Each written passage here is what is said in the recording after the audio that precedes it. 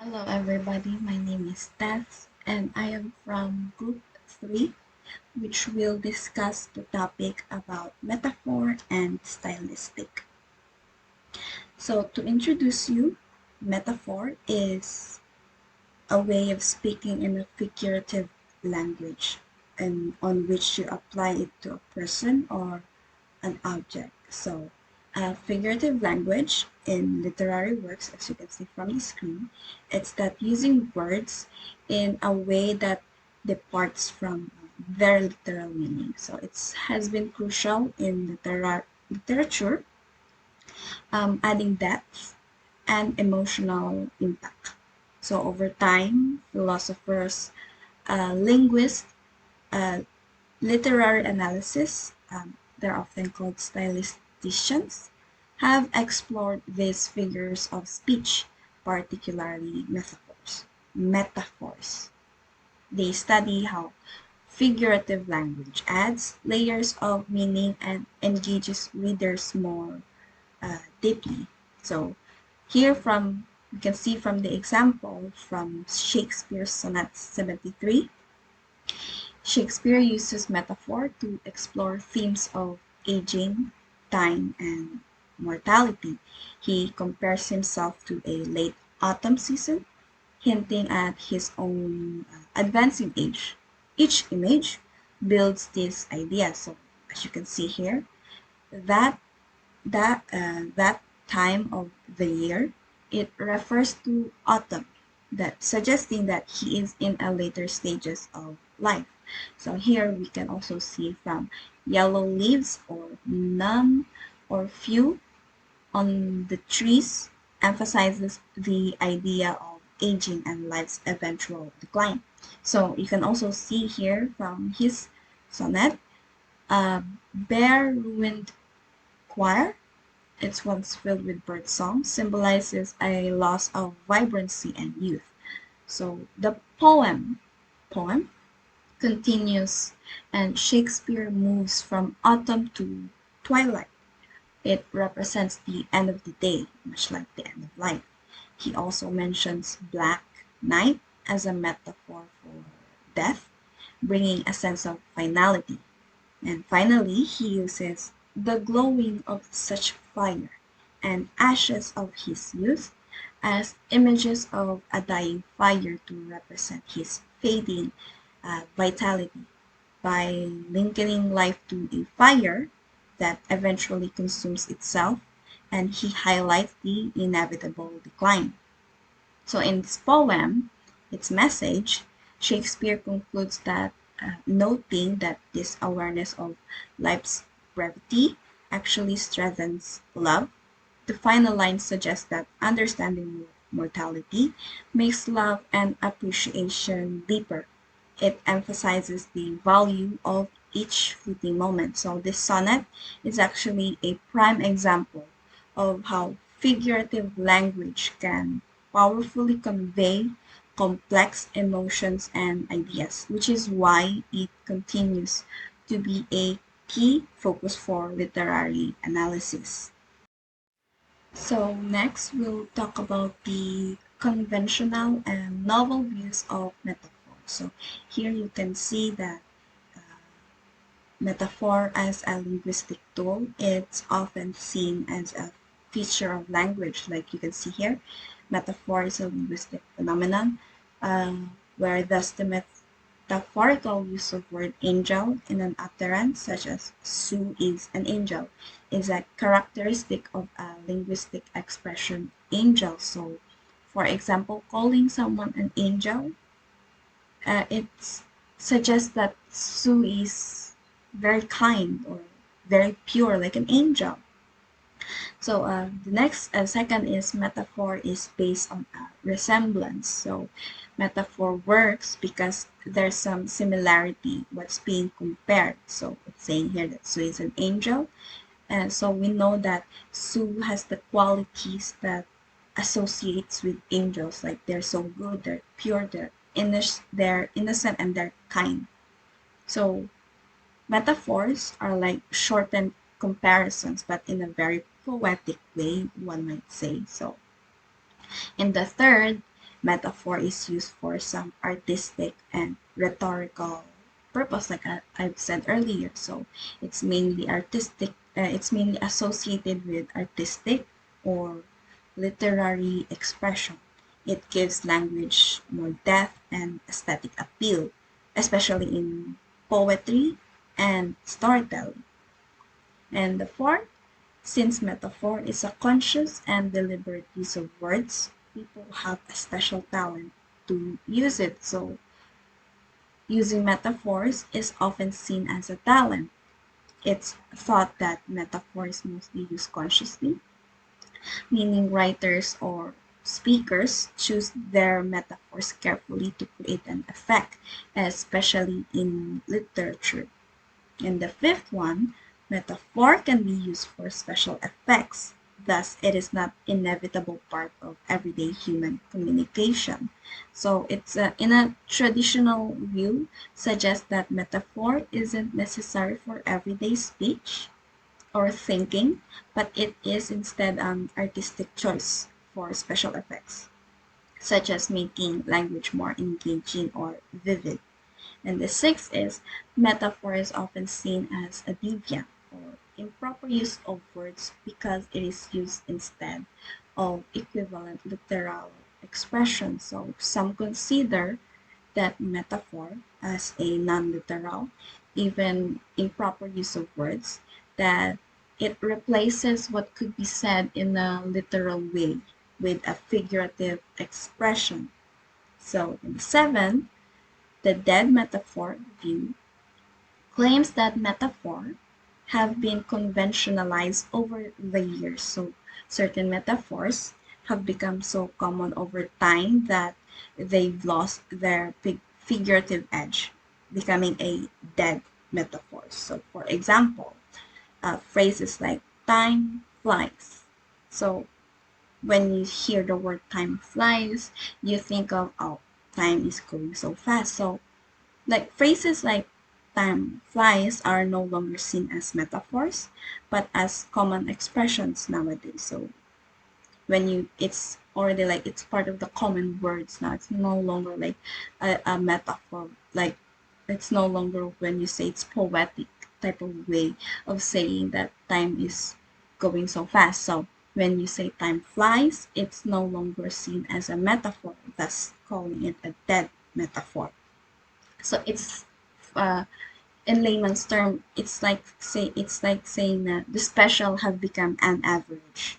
That's a dead metaphor. That's an example of a dead metaphor. So metaphors na as common expressions whose original metaphorical meaning we barely notice. So that's for the conventional and novel views for metaphors.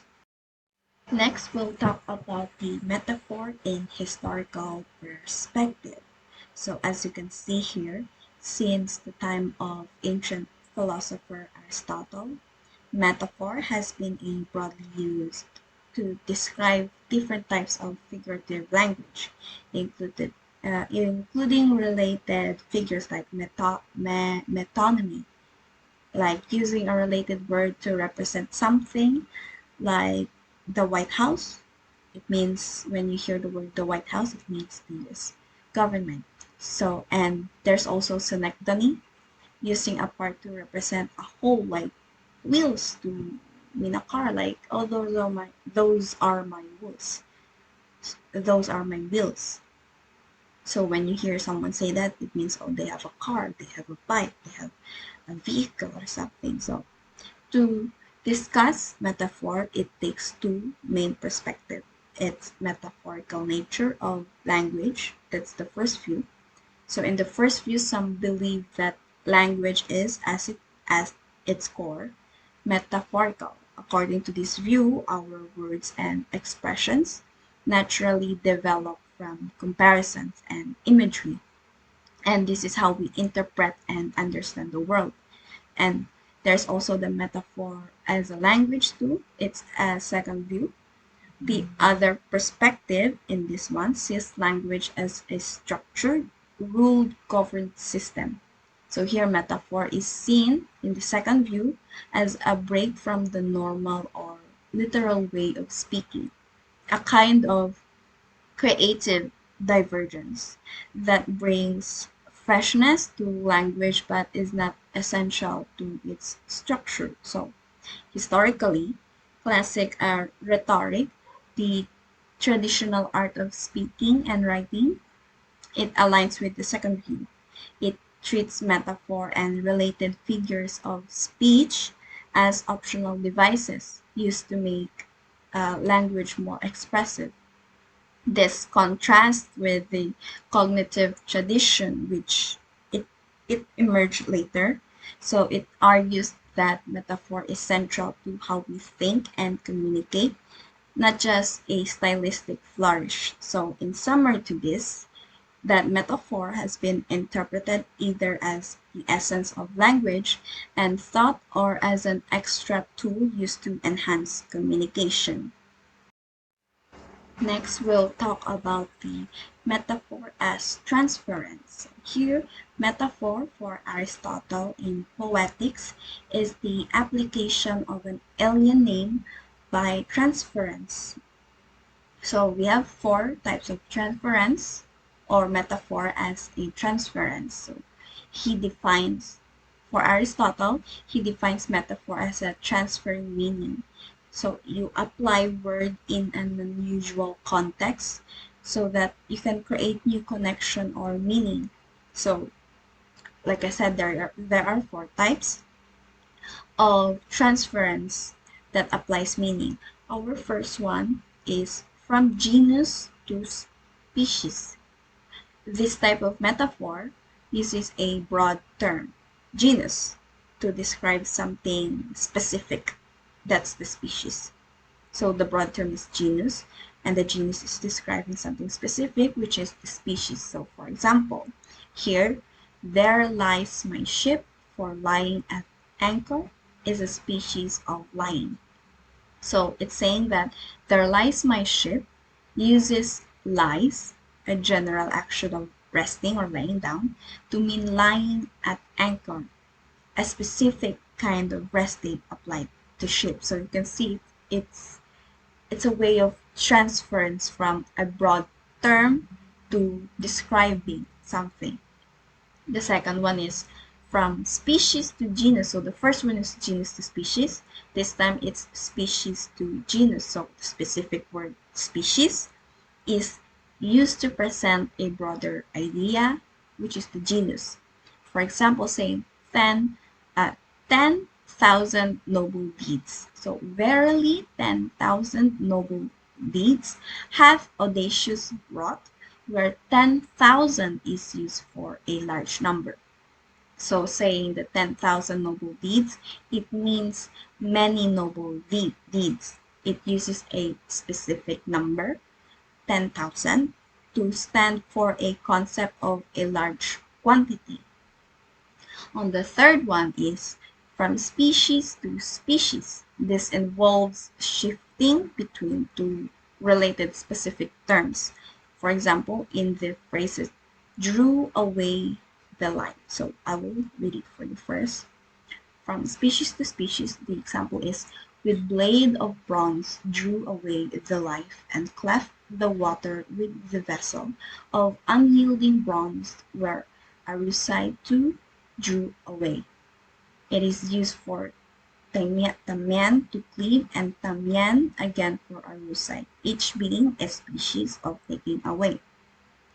So like I said, species to species, the phrases like drew away the life and cleft the water, each verb describes a form of taking something away, but refers to different contexts, removing life versus parting water. Here, Aristotle shows how we can use related words to hint at similar actions in different situations. The fourth one is by analogy or proportion. Evening is the old age of the day, and old age is the evening of life, as old age is to life as evening is to day. So this type of metaphor uses analogy to relate two pairs of concept. It shows how one pair resembles the other. So for instance here, evening is the old age of the day, and old age is the evening of life. Both suggest that just as evening is the final stage of day, old age is also the final stage of life. So Aristotle's idea of metaphor as transference, he captures how we use creatively to connect ideas, making our language richer and more expressive. So each type of transference, it stretches the meanings of words to communicate complex ideas, much as we do in modern metaphor. Next, we'll proceed with metaphors as the abuse of words. So our previous topic just now were claims by Aristotle and talks about Aristotle's type of metaphors and his transference. So this time we're going to talk about John Locke and his claims. So for him, metaphor as the abuse of words. John Locke, a philosopher known for his focus on clear and accurate language, he viewed metaphor and figurative speech skeptically. He argued that metaphors often distort meaning rather than clarify it, such as thus he calls them an abuse of words. So Locke believed that people tend to enjoy figurative language because it is entertaining and engaging. It allows wit and fancy to attract attention more easily. It's more of attention than straightforward factual language. That's for him. So, however, he warned that if the goal of communication is truth and clarity rather than entertainment, metaphor and figurative language can be misleading according to him. So these figures of speech can give the wrong impressions. So for John Locke, metaphors can give wrong impressions and suggest ideas that aren't entirely accurate. So it often creates misunderstandings. It also stirs emotion. Figurative language can evoke strong emotions, which can sway people's judgment, and it also distorts facts, according to Locke. He felt that metaphor can mislead the judgment by emphasizing style over substance. It makes it harder to understand things as what he say as they are. So in short, Locke argues that while metaphor may add pleasure to speech and it sounds good to the ears, it risks distracting from clear and precise truth. So especially in serious or factual discussions, which I can agree, but not all of it, but I can agree a bit by from John Locke's claim. So uh, for Locke, plain language is better suited to convey true knowledge without the risk of confusion. So that's for John Locke. So the next topic, which is about Giambattista Vico, would be uh, would be uh, discussed by my group mate, which is Laguna. So I will give her the virtual floor from now. So, metaphor as a fable in brief. Biko argues that metaphor is the most fundamental and common trope, often turning human experiences and bodily parts into expressions for inanimate things, reflecting how early humans projected themselves as the measure of the world. He also suggests that all tropes, including metaphor, were essential forms of expression in the earliest poetic cultures. So, Biko, an Italian philosopher, has a unique perspective on how language developed and how humans understand the world. He argues that metaphor is not just a figure of speech, but actually the most basic and widespread form of expression. This means that in the earliest stages of human communication, people use metaphors to explain and understand things around them. The, the key idea here is that metaphor often take things we know, like parts of our body or our own experiences, and use them to describe things that are unfamiliar or inanimate. So, for example, saying something is the heart of the city uses the metaphor of a body part, the heart, to describe an important place in a city.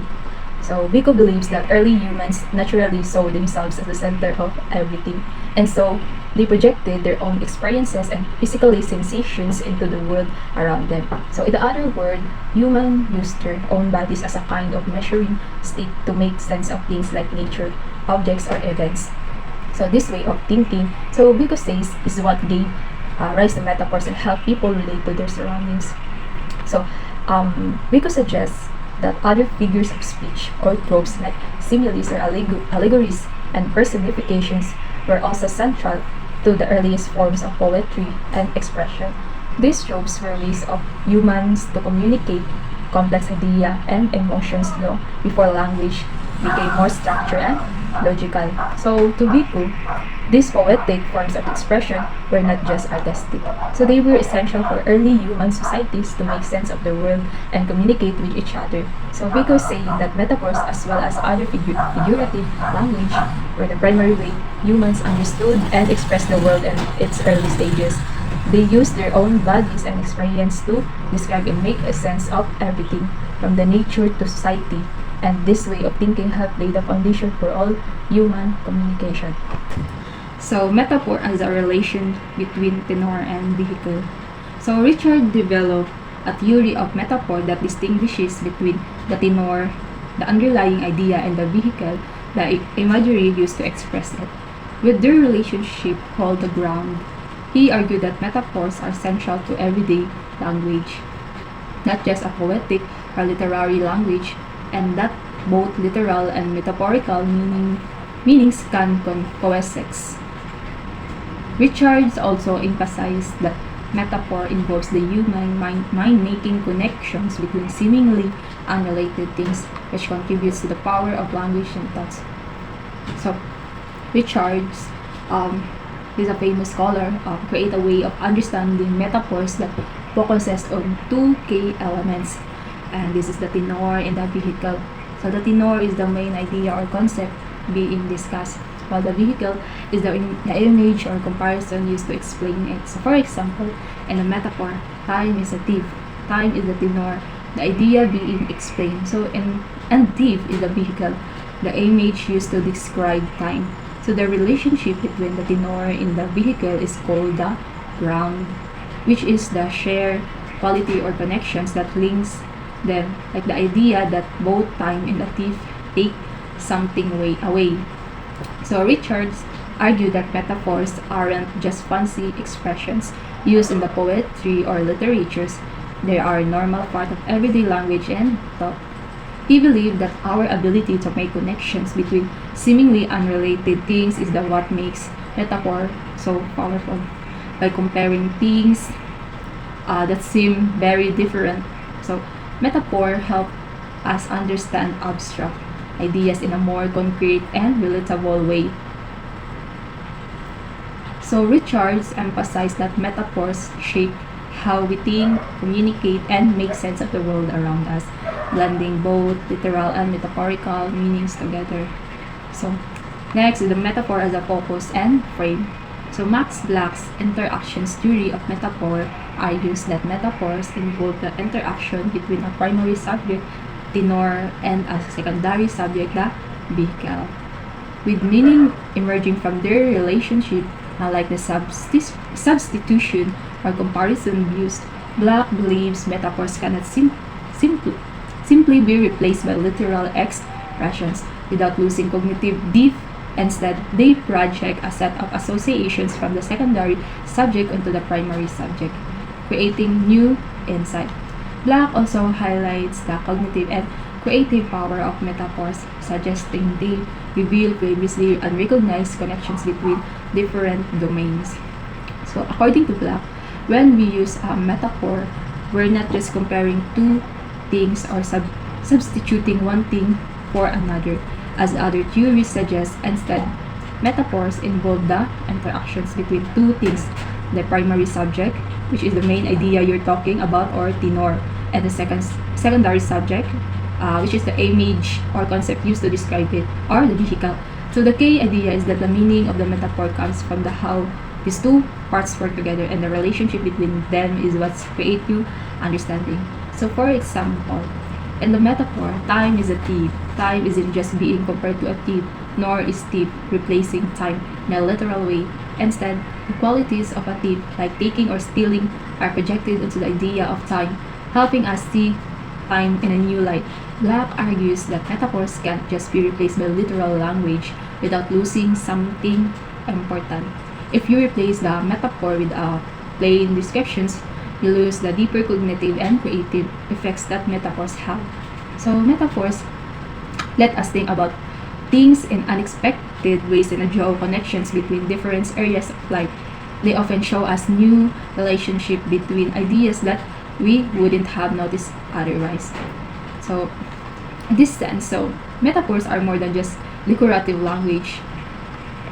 They powerful tools that help us think in more imaginative and insightful ways, connecting different ideas and revealing meanings that weren't obvious before. So next is the metaphor based on similarities. Similarity. Sorry.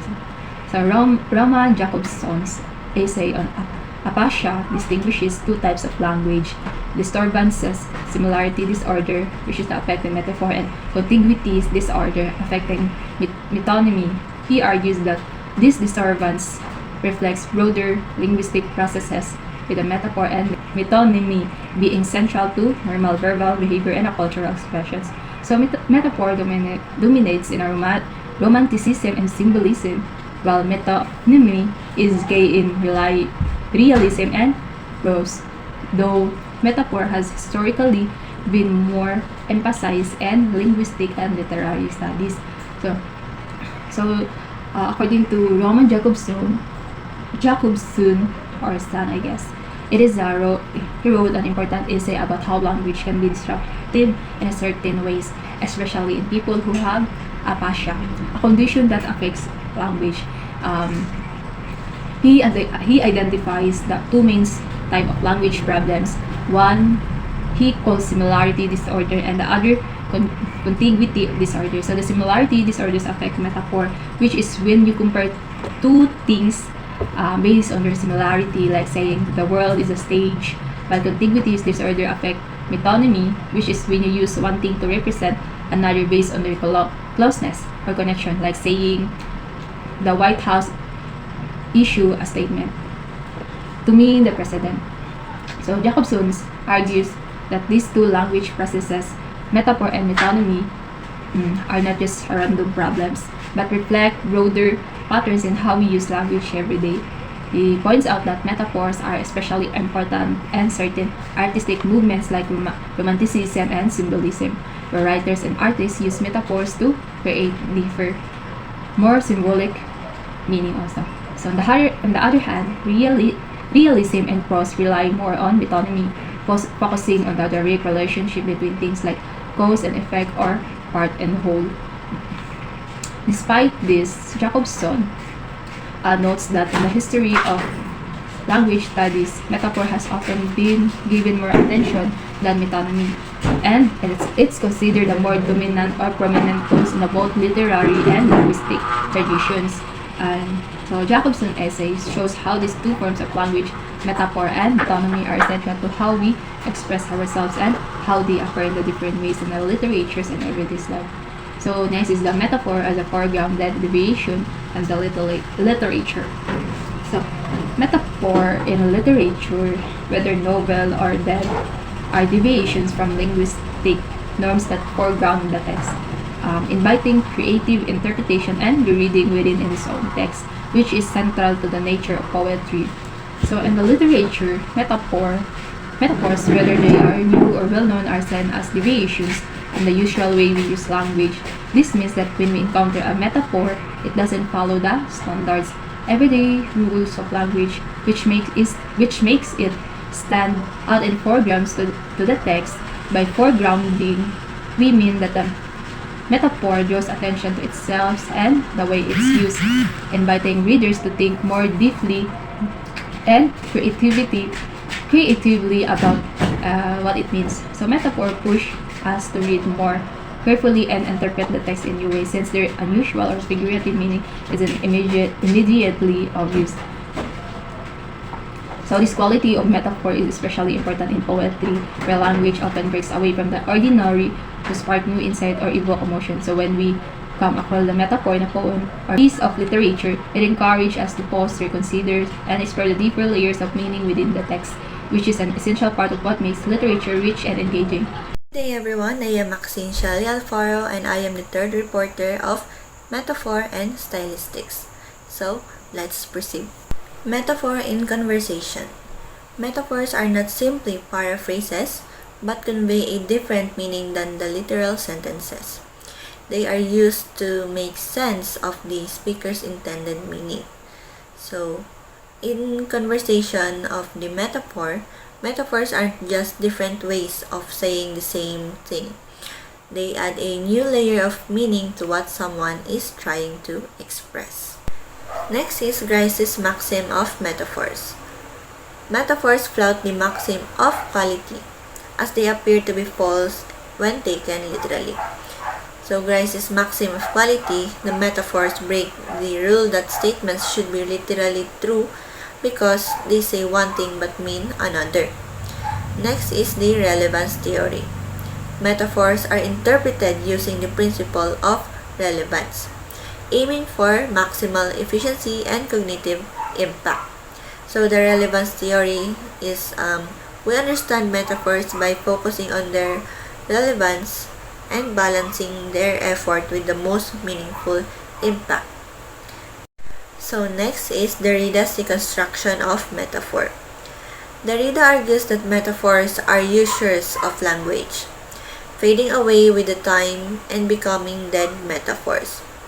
He sees metaphorization as a process of losing the original meaning and gaining a new proper meaning. So Derrida's deconstruction of metaphor, over time, metaphors lose their original vividness and become ordinary expressions with new meanings. Next is Ricoeur's theory of metaphor. Ricoeur believes metaphors are more than substitutions for literal words, and that both dead and novel metaphors should be treated within the same theory.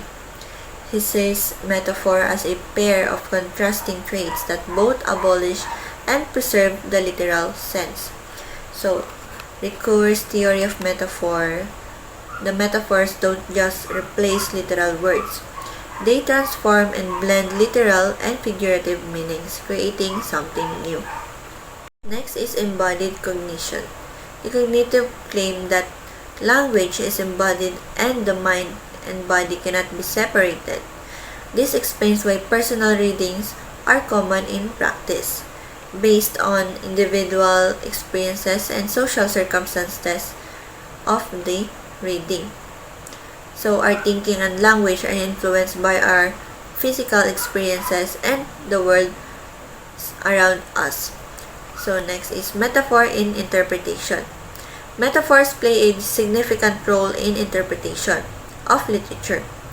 They represent the workings of the conceptual system of writers, not direct reflections of reality. So in literature, metaphors reflect how authors think, not necessarily how things literally are. Next is conceptual metaphor theory. This theory argues that metaphors are not merely rhetorical devices, but are essential for understanding and reasoning. They are pervasive in thought, experience, and everyday life. So metaphors shape how we understand and reason about the world. They're part of everyday thinking, not just fancy speech. Next is conceptual metaphors and domains. Conceptual metaphors are used to understand one concept or domain. For example, is the love. In terms of another domain, it's journeys. They allow for reasoning and expressions from one domain to be used in another. So we use metaphors to understand complex ideas by comparing them to familiar things like love as a journey. Next is linguistic and conceptual metaphors. Linguistic metaphors are expressions that come from the source domain, while conceptual metaphors are the systematic correspondence, mappings, and connections between the source and target domains. So linguistic metaphors are specific phrases we use, while conceptual metaphors are the bigger ideas they represent. Hello everyone, I am Diana Rose Gamela and I'm the last reporter for this chapter. So, types of conceptual metaphors. Conceptual metaphors are ways of understanding one idea or the target by using knowledge from another idea or the source. These are categorized by how they help us think. So we have first the structural metaphor. This is where one complex concept is explained in terms of another, more familiar concept. For example, argument is war. Here we talk about arguments as if they're a type of a battle, with attacks, defenses, and victories. This structuring helps us think about arguments in word-like language, making it easier to understand. And number 2 are the orientational metaphor. This metaphor organized concept based on orientation or up, down, in, out, or etc. They often reflect how we experience the world physically. For example, happy is up and sad is down, as in I'm feeling up today versus I'm feeling down. This metaphor makes it intuitive to connect emotions with physical directions. And number 3, ontological metaphor. This type helps us understand abstract concepts by treating them as things or substances. For example, think of time as something we spend for save, treats it like a resource. A special kind of ontological metaphor is personification, where non-humans entitles are given human qualities like the wind whispered through the trees. This makes abstract or animate things seem more relatable. Metaphorical entailment. The concept refers to the idea that when we use a metaphor, we often bring along more than just the main idea. We map details from our knowledge of the source into the target. For instance, with the argument is war metaphor, we don't just think of arguments as battles. We might also think about strategies, winning or losing, and the needs for defenses. This entails additional structure helping us understand the target or argument in richer, more detailed ways. And next is variance hypothesis. This hypothesis, suggested by George Lakoff, claims that metaphorical mappings, or when we connect a source domain to a target domain, it needs to make sense with both the target and source domains. Each mapping has to be compatible with the image or characteristic of the target. For example, the word time is money. The idea of saving or spending time is coherent with how we view money, but not with an image of time as something infinite. This gives metaphors logical and understandable. And next is conceptual tools. Conceptual tools refer to how metaphor and similar devices help us in many fields, such as arts, literature, and daily communication. They aren't limited to get just one type of expression. They're foundational tools that shape how we think, feel, and express ourselves in various contexts or literature. For example, metaphors add depth and meaning, while in everyday life, they help us simplify complex ideas. So lastly, we have here the metaphor identification procedure, or MIP. So the metaphor identification procedure developed by Pragliges group in 2007. It's a step-by-step method for identifying metaphors in text. It's helpful in academic and literary analysis. First, we have read the entire text. Start by reading the whole text to get general idea of what it's about. This way, you have a context for the metaphors. Number 2, we have identify lexical units. Lexical units are words or phrases that find them one by one as you go through text. Allows you to analyze each word for potential metaphorical meanings. Number 3, consider context. Look at the surrounded context of each word. Consider what's before the after. This can give clues about underlying metaphorical meaning. We have here the basic versus contextual meaning. For each word, think about this basic familiar meaning and see if it has a different, more abstract meaning of this particular. So lastly, we have number 4, mark metaphors. If you find a word that has a basic meaning but is being used differently in a way that contrasts with its usual meaning, mark it as a metaphor. This final step completes the process by clearly identifying all metaphorical language in the text. For my part po, thank you so much for listening, everyone. That is all for our report. Thank you so much for listening and taking the time for watching our video and reporting regarding metaphor and stylistic. So that is all for our group 3, and thank you so much and have a good day. Bye.